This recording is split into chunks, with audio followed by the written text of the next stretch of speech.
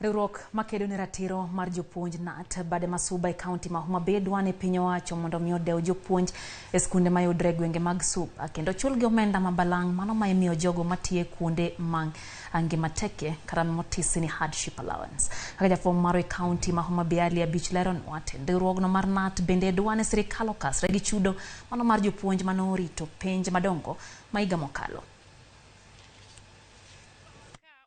Gimiluongo ni hardship area kendo do wagomb sirikal mondo ngiwa gi wang mang'won. Gwenge mag Suba oluor gi Nam Lolwe kendo wuoth tek Kenya to ne jopuonj mapuonjo skunde mayudore chula gwenge makono ka nderni bende jopuonj ywago ni richo kendo miyo chopo e thoth skunde makono bedo negi matek mokalo. Tend riwruok jopuonj mag NAT bade masuba e romo margi mar higa kata annual general meeting mane obagi e skund sekondar Mambita ywago midhiere ma jopuonj masuba osebedo kakale ka gidwa ni mondo chulgi omenda mabalang' ma miyo jogo matiyo kuonde mangima teke.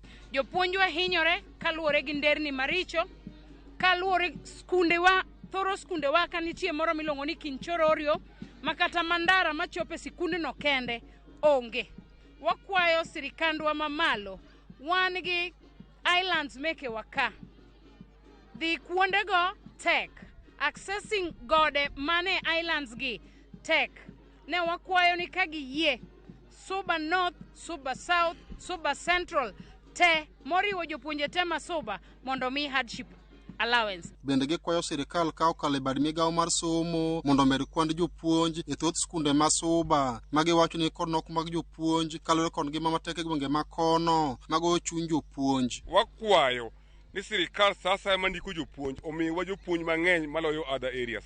We are also requesting that the leadership in Suba Central, Suba North and Suba South to work together so that we can get that hardship allowance. Jagoro maduong' mar NAT e pachoka Collins Oyo mane en wende modhiale kinde nyasino to ne okone duol ma ochung'ne penj e pachoka endi NEC mondo chop singo mane gichiwo mar chulo jopuonj mane ochung'ne penj madongo e pachoka endi higa mokalo.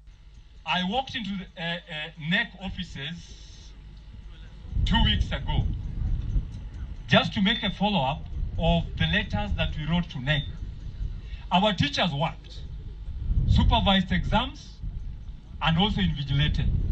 Why have you not paid these teachers?